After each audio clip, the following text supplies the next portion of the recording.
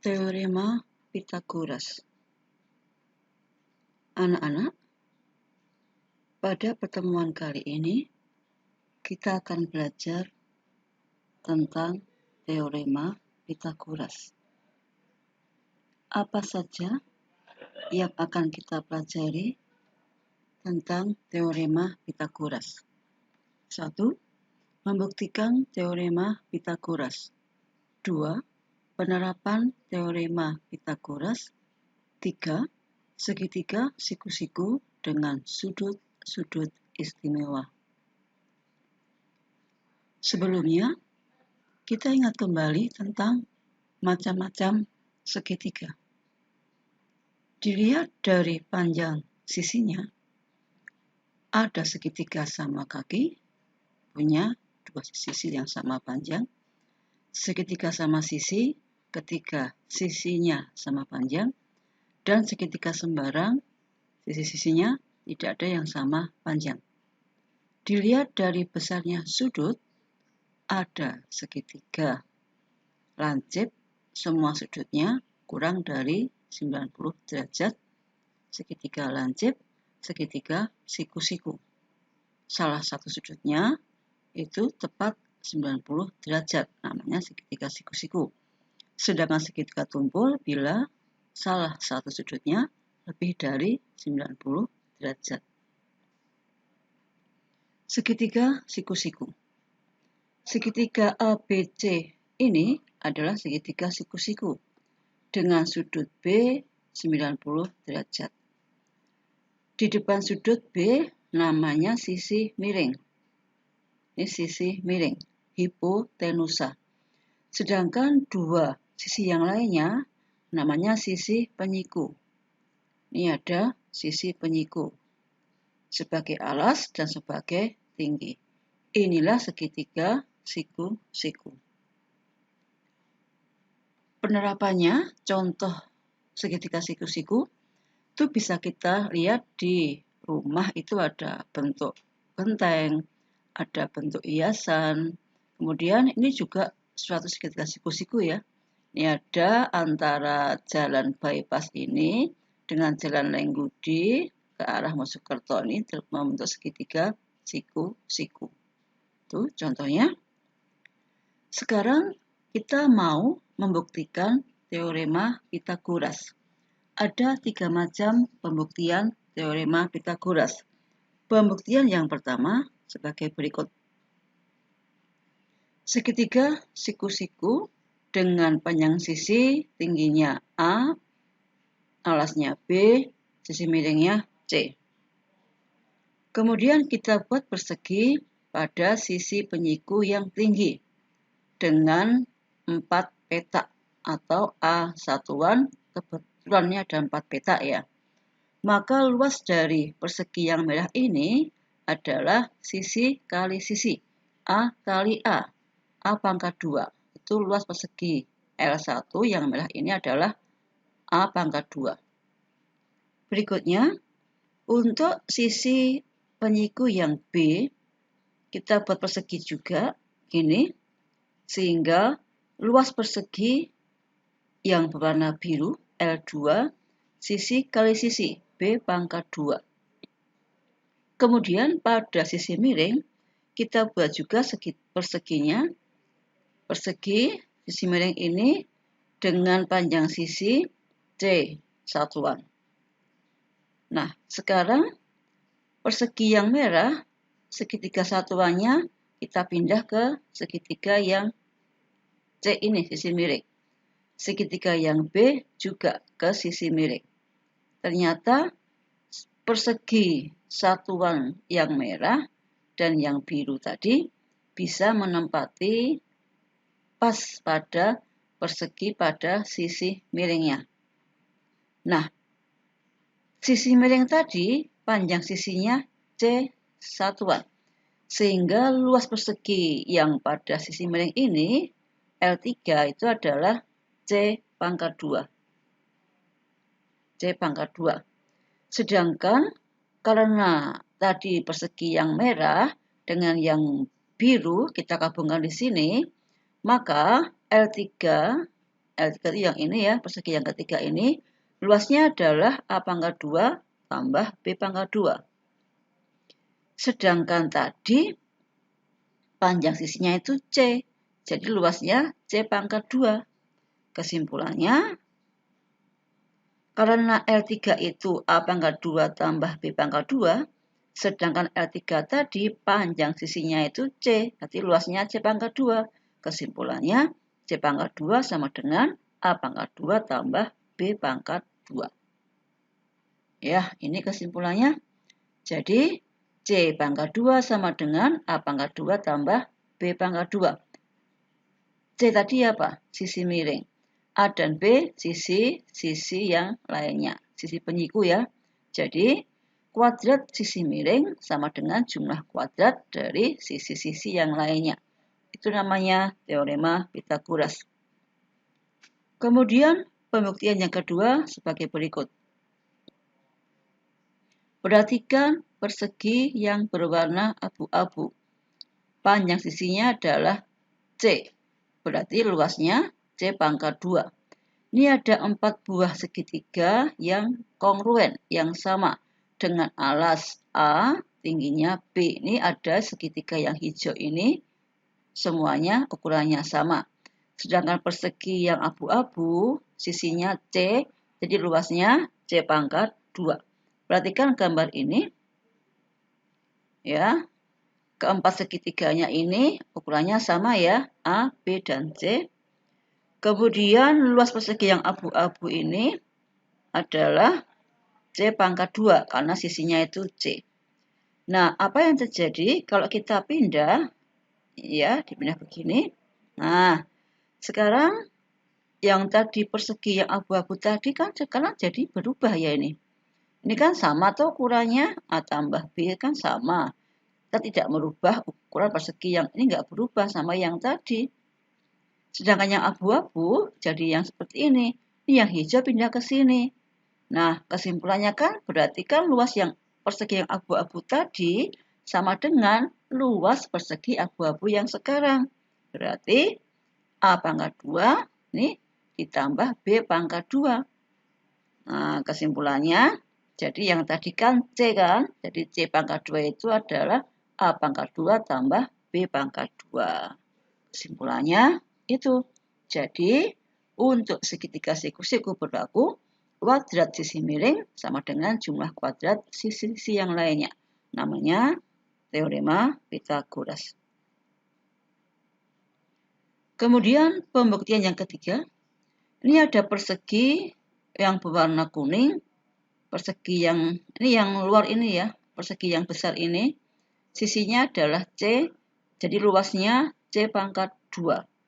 Kemudian ada segitiga dengan sisi A, B, dan C ada 4. 1, 2, 3, 4. Ini persegi yang di luar ini panjang sisinya C, luasnya adalah C pangkat 2. Perhatikan gambar di samping. Nih, berapakah luas daerah yang berwarna kuning? Semuanya berarti ya, bentuknya apa ini? Persegi. Sisinya C, berarti luasnya C pangkat 2. Sekarang kita pindah. Ya, kita pindah ke sini, yang ini pindah ke sini. Nah, sekarang yang berwarna kuning tadi kan jadikannya kan ini kan jadinya. Ini ada 1, 2, 3, 4 segitiga. Ini tadi sisanya yang kecil tadi yang di tengah tadi. Ternyata berubah menjadi persegi yang sisinya B dan persegi yang sisinya A. Maka luasnya adalah ya A pangkat 2 tambah B pangkat 2. Kesimpulannya apa? Nih, jadi C pangkat 2 itu yang semua yang kuning yang tadi ya, itu adalah C pangkat A pangkat 2 ditambah B pangkat 2. Namanya teorema Pythagoras. Bunyinya adalah kuadrat sisi miring sama dengan jumlah kuadrat dari sisi yang lainnya, yaitu sisi penyiku alas dan sisi penyiku yang tinggi. Baik, sekarang langsung pada contoh soal saja. Ini ada segitiga ABC, siku-sikunya di A, berarti BC sisi miring. Ini sisi miring. Ya, berarti berlaku apa? Sisi miring kuadrat sama dengan jumlah kuadrat sisi yang lainnya. Sisi yang lainnya adalah AB dan AC. Jadi BC kuadrat sama dengan AB kuadrat tambah AC kuadrat. Kita mencari panjang BC. Berarti apa? Sisi miring. Ini. Jadi BC kuadrat sama dengan AB kuadrat ditambah AC kuadrat. Dimasukkan bilangannya 8 kuadrat, 6 kuadrat, dikuadratkan dulu 64, 36, dijumlahkan 100. BC itu akar dari 100, BC-nya 10. Jadi panjangnya BC ini adalah 10 cm. Nih, panjangnya 10 cm. Contoh yang kedua. Segitiga ABC siku-siku di A, BC sisi miring. Kita mencari panjang AC. AC bukan sisi miring. Ya, bukan ya. Nah, kita mencarinya dari AC bisa, dari BC juga bisa. Ya, ini jawabnya. Nek sisi miring kuadrat kan ditambah. Nek bukan yang, kalau bukan yang sisi miring, sisi penyiku itu dikurangi ya. Ingat ya. AC kuadrat sama dengan BC kuadrat dikurangi AB kuadrat. Ya. Ini dimasukkan 13 kuadrat dikurangi 12 kuadrat. 169 dikurangi 144, 25. Jadi AC adalah akar dari 25 sama dengan 5. Kalau mencari panjang sisi miring, yang ini itu ditambah. Kalau mencari yang ini, yang penyiku, itu berarti dikurangi. Ya. Berikutnya, contoh yang ketiga. Mencari panjang sisi miring kah? Bukan. Sisi penyiku berarti dikurangi. Sisi miring kuadrat dikurangi sisi penyiku yang lainnya dikuadratkan. Ini berarti kan bukan sisi miring ya, itu dikurangi. Sisi miring kuadrat dikurangi sisi penyiku yang satunya, yaitu PQ kuadrat. Dimasukkan bilangannya 17 kuadrat dikurangi 15 kuadrat, 289 dikurangi 225, 64. Jadi GR panjangnya akar dari 64, 8 cm. Itu anak-anak ada 3 contoh mencari panjang sisi dari segitiga siku-siku. Ada 1 yang dicari, 2 yang diketahui pakai teorema Pythagoras. Sekarang soal-soal penerapan dalam kehidupan sehari-hari tentang kapal ya. Ada sebuah kapal berlayar ke arah barat, itu berarti ke kiri 80 km. Kemudian ke utara itu kemana? Ke atas 60 km. Hitunglah jarak kapal sekarang dari tempat semula. Kita gambar dulu. Semula di O. Arah barat ke kiri. O ke kiri. Ini B. O B 80 km. Dari B ke utara ke atas. U 60 km. Nah, jarak kapal sekarang dari tempat semula itu berarti O sampai ke U. U panjangnya berapa? Apakah U sisi miring? Betul, berarti ditambah. Ini kalau buatnya rumus itu O U kuadrat itu tanpa akar. Kalau ini nggak pakai kuadrat, maka ini langsung pakai akar ya. Ini akarnya berlaku sampai belakang ya anak-anak ya. Akarnya berlaku sampai belakang sini. Ini sampai sini ya. Jadi OU itu akar dari OB kuadrat yang sini ditambah BU kuadrat yang ini. Akar ya. Dikuadratkan dulu, dijumlah, baru diakarkan. Dikuadratkan ini, 60 kuadrat ini jumlahnya, ini akarnya adalah 100. Jadi, jarak kapal dari tempat semula adalah 100 km. Contoh berikutnya, sekarang kapalnya ada beberapa tujuan yang lebih banyak ya. Ini ke arah selatan berarti kemana? Ke bawah. Ke arah barat berarti ke kiri. Ke bawah, ke kiri, utara, ke atas. Jadi ke bawah, ke kiri, kembali ke atas. Diingat ya jaraknya. 80 ke bawah, 120 ke kiri, 170 ke kanan. Kita gambar ke atas, kita gambar. Mula-mula di O ya. O ke selatan ke bawah 80 km sampai di S. Dari S ke arah barat ke kiri 120 km sampai di B. Dari B ke utara ke atas 170. Mengapa ini 90? Karena 170 dikurangi 80 tinggal 90. Jadi ini 90, ini berapa ini? Ini sama ya ini.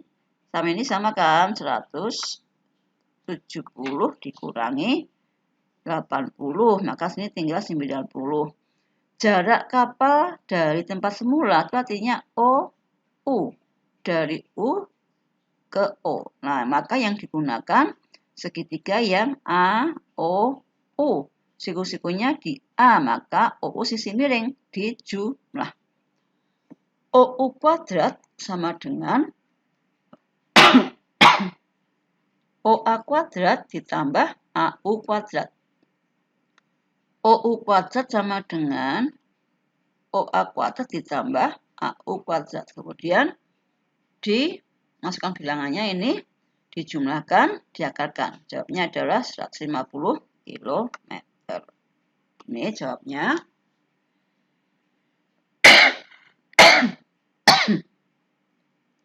Berikutnya, yang ketiga, silakan dipelajari sendiri ya anak-anak. Nah, ini nanti kita baca sendiri. Sekarang, apakah yang dimaksud dengan triple Pythagoras? Tri itu berarti 3. 3 apa? 3 bilangan. Apakah itu triple Pythagoras? Segitiga siku-siku ABC, siku-siku di B. Ini yang berwarna merah ini adalah 3 bilangan pada setiap garis yang berwarna merah disebut triple Pythagoras. Mengapa? Mengapa 3, 4, 5, 5, 12, 13, 8, 15, 17 itu triple Pythagoras? Nah, tadi kan 3, 4, 5 kita ambil satu contoh yang paling atas ya. 3, 4, 5 itu sisi-sisi dari segitiga siku-siku. AB ini 3, BC-nya itu 4, AC-nya 5. Ini AB-nya 3, kemudian BC-nya 4, AC-nya 5. Ini 5. Nah, tadi kan AB 3, AB kuadrat 9, 3 pangkat 2, 9. BC-nya 4, BC kuadrat 16. AC-nya 5, AC kuadrat 25. Ternyata kalau AB kuadrat dijumlahkan BC kuadrat, 9 tambah 16 itu 25, kan sama hasilnya. Ya, ini berarti apa ini? Teorema Pythagoras kan? Berarti kan AC kuadrat sama dengan AB kuadrat tambah BC kuadrat. Sama, berarti dia memenuhi teorema Pythagoras, namanya triple Pythagoras. Kalau yang nomor ini 8, 10, 15, jumlahnya dikuadratkan 64, 100, 225. Jumlahnya kan tidak sama, bukan triple Pythagoras. Kesimpulannya, apa yang dimaksud dengan triple Pythagoras itu? Ya, 3 bilangan yang merupakan panjang sisi-sisi dari segitiga siku-siku, namanya triple Pythagoras. 3 bilangan yang merupakan panjang sisi-sisi dari segitiga siku-siku disebut triple Pythagoras. Yang paling panjang berapa ini? 5 ya. 5 pangkat 2, 25. Yang lainnya 3 sama 4. Dari gambarnya aja diulangi. Yang paling panjang berapa? 5. 5 kuadrat 25. 3 kuadrat 9. 4 kuadrat 16. 9 tambah 16 25. Kan sama dengan yang ini. Nah, maka namanya triple Pythagoras. Berikutnya, nanti pada soal-soal biasanya triple Pythagorasnya munculnya seperti ini contohnya. Nah, kalau soalnya nanti tentang Pythagoras, biasanya jawabannya tidak lebih dari ini ya. Jadi kalau kalian hafal, bisa ditebak, nggak usah dihitung. Tapi kalau nggak hafal ya dihitung saja menggunakan membentuk rumus sendiri.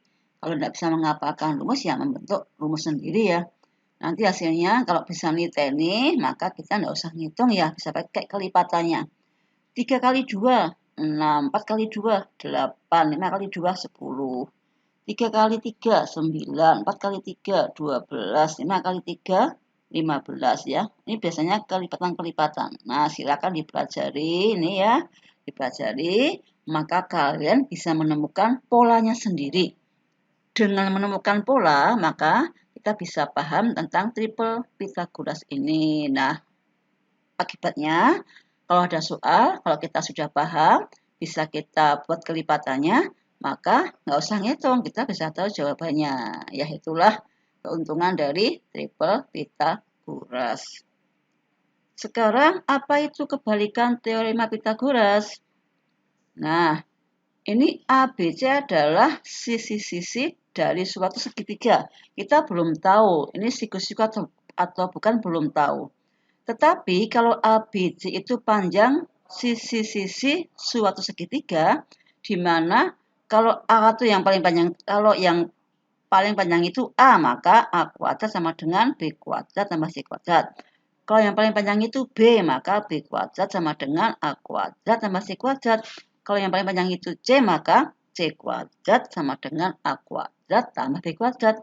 Nah, bila memenuhi ini, maka tadi namanya apa anak-anak? Triple Pythagoras. Nah, sekarang kalau A, BC itu panjang sisi-sisi dari suatu segitiga, jika berlaku salah satu dari ini, atau ini, maka segitiganya pasti segitiga siku-siku. Itulah triple Pythagoras. Nah, sekarang menentukan jenis segitiga. Nih, menggunakan kebalikan teorema Pythagoras. Ini contohnya, ya, ini pakai irama ya. Lihat gambar B ini. Lihat gambar B. Ini adalah segitiga tumpul ya. Segitiga tumpul. Bukan yang biru ya, tapi yang garisnya garis penuh hitam ini. Ini segitiganya yang ini. Itu segitiga tumpul. Nih. Segitiga tumpul ini bila yang paling panjang kan A. Maka A kuadrat nanti hasilnya lebih besar dari B kuadrat tambah C kuadrat. Ini adalah A itu yang ini. Ini tuh sisi A.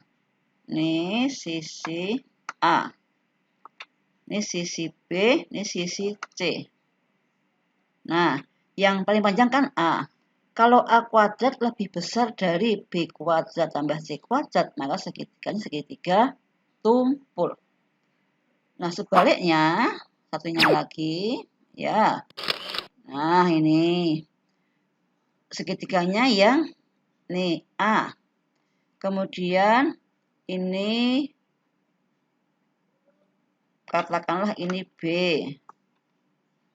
Ini B. Kemudian sini C. Nah, yang paling panjang adalah A ya, yang paling panjang itu A. Kalau A kuadrat itu lebih kecil dari B kuadrat tambah C kuadrat, maka segitiganya segitiga lancip. Nah, ini ya. A itu yang paling panjang. Yang tadi juga yang paling panjang. Kalau lebih besar berarti tumpul. Lebih kecil berarti lancip. Nih, singkatnya seperti itu ya. Namanya cara mudah mengingatnya seperti itu. Nah, anak-anak, ini kita sudah belajar tentang materi teorema Pythagoras. Tadi kita sudah menemukan ada 3 cara menemukan teorema Pythagoras. Kemudian mencari panjang sisi dari segitiga siku-siku. Ada 1 ditanyakan, 2 sisi diketahui. Kemudian penerapannya dalam soal sehari-hari. Kemudian ada juga triple Pythagoras, kebalikan teorema Pythagoras, dan menentukan jenis segitiga, tumpul, lancip, atau siku-siku. Ya, kita sudah belajar materi ini anak-anak. Nah, bagi yang